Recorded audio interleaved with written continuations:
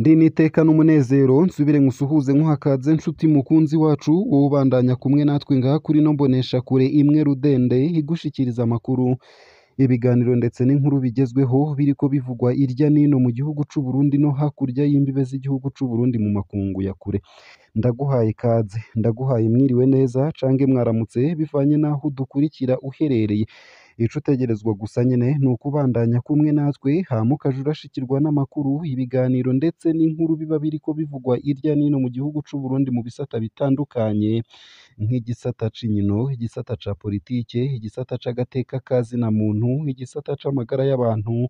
igisata c'umutekano igisata c'imigenderanire n'ayandi makungu ndetse n'ibindi bisata bitandukanye ano makuru rero harabafatiye ku ngingo nkuru zikurikira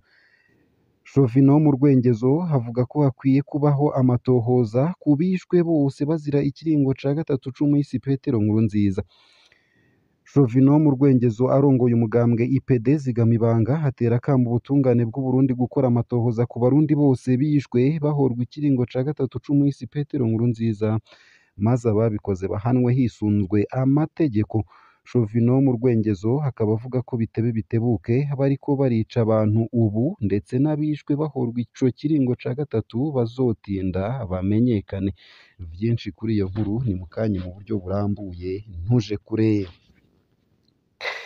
Nayo kandi Faustin Ndikumana arongoye ishirahamwe Parisem avuga ko igihugu kigiye kwinjira mu ruhombo mu gihe leta itokemura ikibazo c'igitoro hamwe n'amafaranga y'agaciro.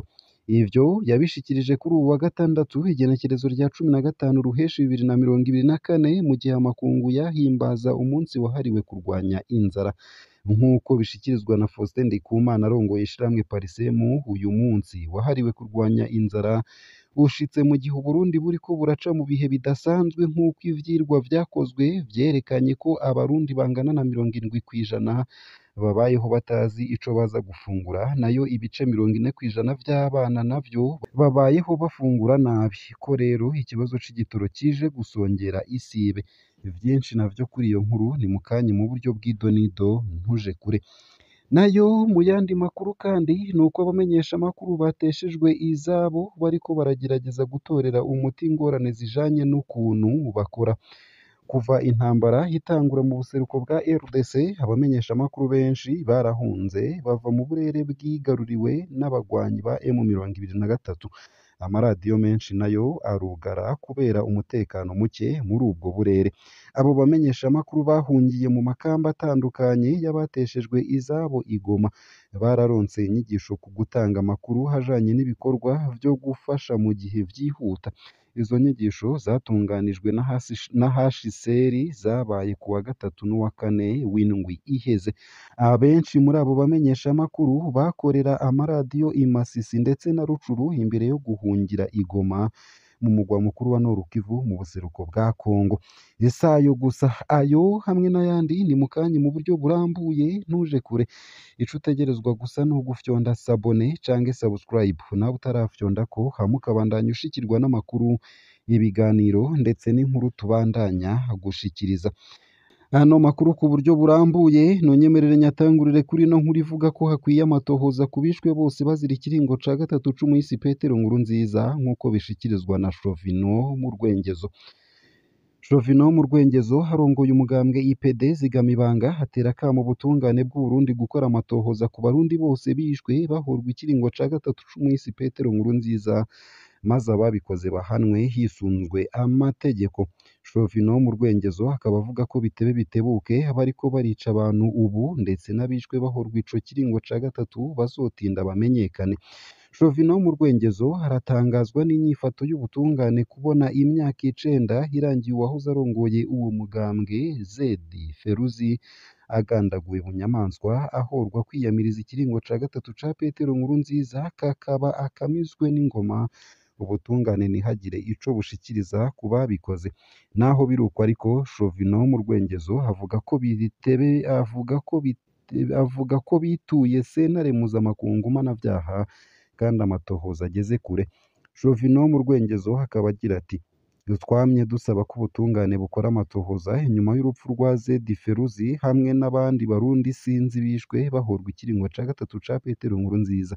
ariko haba agacerere mu butungane bw'u Burundi niyo mpamvu twahavuye twitura sentare mpuzamakungu mpanavyaha kandi amatohoza ageze kure bitebe bitebuka babikoze bakubitwe intahe mu gahanga twongera gusaba ubutungane kwikubita agashi twongera gusaba ubutungane bwikubite agashi bukora amatohoza ku bantu bose bishwe bahorwa ico kiringo ca gatatu ikiringo ca gatatu c'umuhisi Petero Nkurunziza catumye haba ihungabana rikomeye haba mu vy'ubutunzi ndetse na politike kuko gushika uyu munsi ibibazo Uburundi burimwo vy'ubutunzi hari inkwirikizi z'ikiringo ca gatatu ca Petero Nkurunziza nk'uko biheruka gushikirizwa n'umushikiranganji wa mbere Gervais Ndirakobuca nayo mu yandi makuru kandi nuko Faustin Ndikumana arongoye ishirahamwe Parisemu havuga ko igihugu kigiye kwinjira mu ruhombo mu gihe leta itokemura ikibazo c'igitoro hamwe n'ic'amafaranga y'agaciro ibi yabishikirije kuri ubu wa gatandatu igenekerezo rya 15 ruheshi 2024 mu gihe amakungu yahimbaza umunsi wahariwe kurwanya inzara nk'uko bishikirizwa na Faustin Ndikumana arongoye ishirahamwe Parisemu uyu munsi wahariwe kurwanya inzara ushitse mu gihe Uburundi buriko buraca mu bihe bidasanzwe nk'uko ivyirwa vyakozwe vyerekana ko abarundi bangana na 70% babayeho batazi ico baza gufungura nayo ibice 40% vy'abana navyo babayeho bafungura nabi ko rero ikibazo c'igitoro kije gusongera isibe uwarongoye ishirahamwe Parisemu haragaruka ku kibazo cerekeye ikena ry'igitoro mu gihugu hamwe n'ubukene bw'amafaranga y'agaciro aho avuga ko mu gihe Uburundi buriko buraca mu bihe bitoroshe vy'ubukene bw'ibitoro hamwe n'amafaranga y'agaciro